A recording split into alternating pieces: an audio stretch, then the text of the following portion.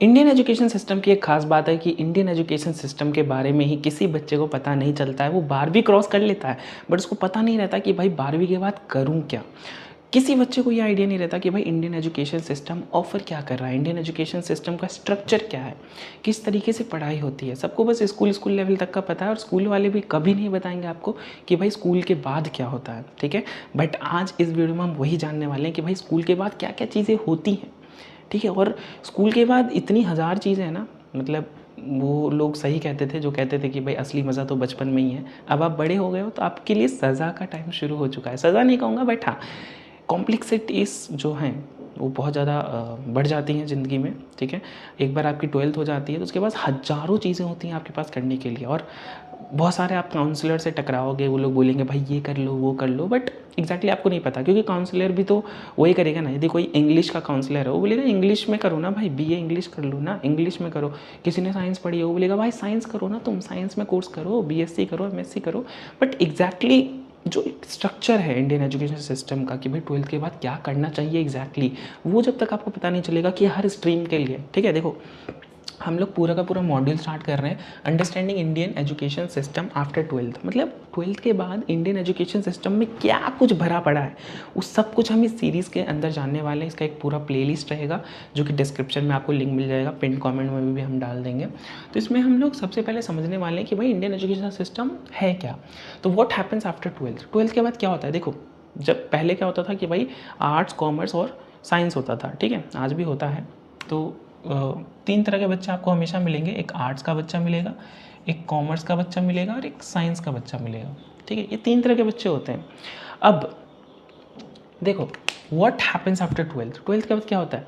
12th के बाद यही होता है कि यदि आपने आर्ट्स ले रखा है तो आप बीए कर लो, कॉमर्स ले रखा है तो बीकॉम कर लो, साइंस ले रखा है तो बीएससी कर लो, यही होता है, ठीक है। नाउ ये तो होता है बट ये क्यों होता है। देखो व्हाट इज़ हायर एजुकेशन, ये हायर एजुकेशन होता है। 2 तरह का एजुकेशन है हमारे इंडियन एजुकेशन सिस्टम में, 2 तरह का एजुकेशन है। एक है स्कूल लेवल, ठीक है, स्कूल लेवल, और दूसरा है इसको कहते हैं स्कूल लेवल स्कूलिंग, और दूसरा होता है हायर स्टडीज़। क्या होता है, हायर स्टडीज़। तो हायर एजुकेशन क्या है, हायर एजुकेशन है हायर स्टडीज़, ठीक है। स्कूल लेवल जो है वो होता है 1 से लेकर 12वीं तक। हायर स्टडीज़ भाई कोई सीमा नहीं है, कितनी भी पढ़ाई कर लो आप, नहीं, सीमा है, सीमा है। सीमा क्या है, देखो हायर स्टडीज़ का मतलब होता है कि एक बार आपने 12th क्रॉस कर ली, ठीक है, तो उसके बाद आप क्या कर सकते हो, एक बैचलर की डिग्री कर सकते हो। क्या कर सकते हो, बैचलर ख़त्म हो गया, अब आप क्या कर सकते हो, मास्टर्स कर सकते हो। मास्टर ख़त्म हो गया, अब आप क्या कर सकते हो, पीएचडी कर सकते हो। तो ये होती है हायर एजुकेशन। 1 से लेकर 12 तक school level education, bachelor, master और पीएचडी जो है वो हायर स्टडीज़ में आते हैं, हायर एजुकेशन में आते हैं, ठीक है। नाउ आपको हायर एजुकेशन समझ आ गया। 12th के बाद यही करना होता है, 12th के बाद यही करना होता है, ठीक है। अब देखो आप लोग क्वेश्चन पूछोगे व्हाट इज़ बैचलर्स डिग्री, ये बैचलर की डिग्री क्या होती है। ये जो बैचलर्स है इसकी डिग्री करनी होती है, मास्टर्स की क्या करनी होती है, डिग्री करनी होती है, और पीएचडी जो है वो तो है ही। पीएचडी का मतलब होता है डॉक्टर ऑफ फिलोसॉफी। उसके बारे में हम डिटेल में बाद में पढ़ाई करेंगे, बट फिलहाल के लिए समझो कि हायर स्टडीज़ में बैचलर्स आता है, मास्टर्स आता है और पीएचडी आता है। इसका मतलब यदि आपने आर्ट्स लिया था तो अब आप बैचलर ऑफ आर्ट्स करोगे, यदि आपने कॉमर्स लिया था तो आप बैचलर ऑफ कॉमर्स करोगे, यदि आपने साइंस लिया था तो बैचलर ऑफ साइंस करोगे। लेकिन क्या इसी सिस्टम में सबको करना है, नहीं, ज़रूरी नहीं है। क्या सर जिसने आर्ट्स लिया वो बीकॉम कर सकता है, हाँ कर सकता है, कोई दिक्कत नहीं है, ठीक है। लेकिन उसको एक्स्ट्रा पढ़ाई करनी पड़ेगी क्योंकि कॉमर्स वाली पढ़ाई उसने नहीं की 12th में, 11th-12th में, तब उसको थोड़ा एक्स्ट्रा एफर्ट डालना पड़ जाएगा। कर सकता है वो, ठीक है। लेकिन जिसने आर्ट्स ली थी क्या वो बीएससी कर सकता है, उसको पल्ले ही नहीं पड़ेगा, वो बीएससी करेगा कैसे, ठीक है। तो उसके लिए एक एलिजिबिलिटी है भाई, साइंस लेना पड़ेगा। तो कुछ चीज़ें हैं, ये ज़रूरी नहीं कि भाई आर्ट्स के बाद बीए ही कर सकता है आदमी, नहीं।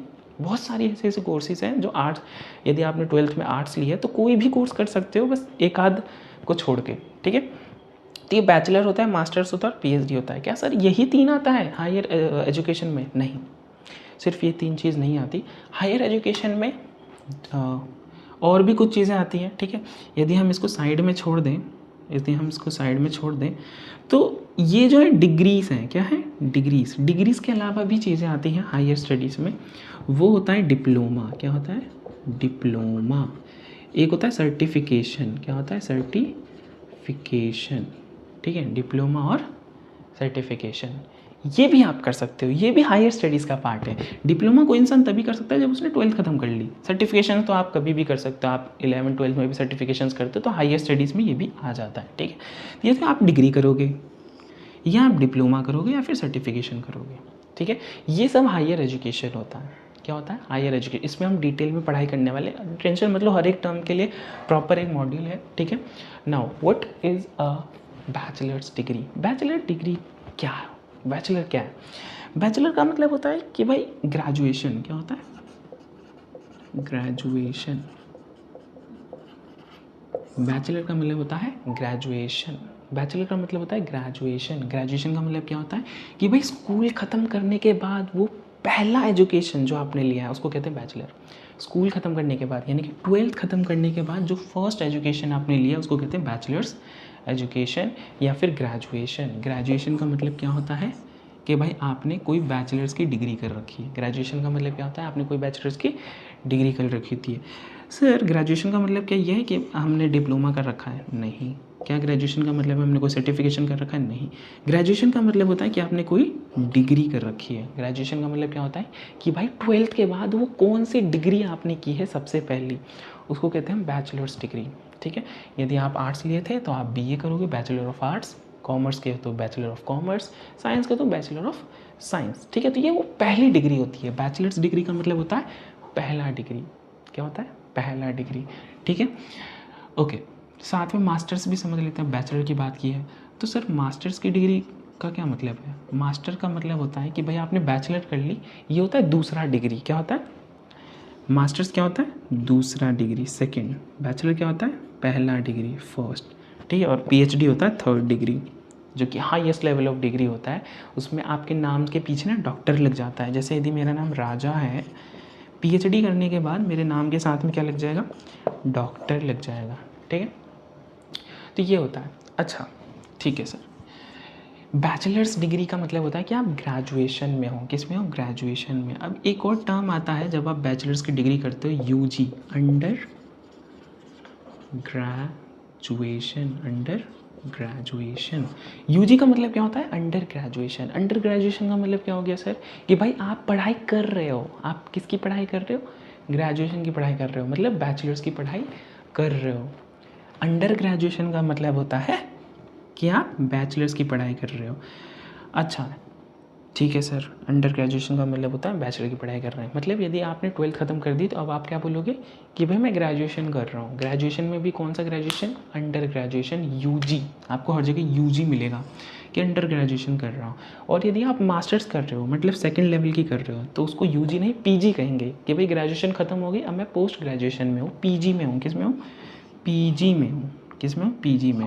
हालांकि हमारे इसके अंदर नहीं था, ये 4th पॉइंट है, ठीक है, पीजी में हूँ। तो इस वीडियो में हमें इतना ही समझना था। अगले 4 कॉन्सेप्ट जो है वो हम नेक्स्ट वीडियो में समझेंगे। इस वीडियो के लिए इतना ही था, ठीक है। अभी हमने सिर्फ मॉड्यूल 1 भी ख़त्म नहीं किया। मॉड्यूल 1 के 4 पॉइंट ख़त्म किए। इस तरीके से मॉड्यूल 1 में और भी पॉइंट्स हैं, उसको हम वीडियो वाइज समझेंगे कि भाई क्या एक्चुअली है। आपको ये पूरा प्लेलिस्ट फॉलो करना पड़ेगा, ठीक है। तो पूरा प्लेलिस्ट फॉलो करो। इस वीडियो के बाद अब दूसरा वीडियो आपको देखना है। तो चलो मिलते हैं नेक्स्ट वीडियो में। इस वीडियो के लिए इतना ही।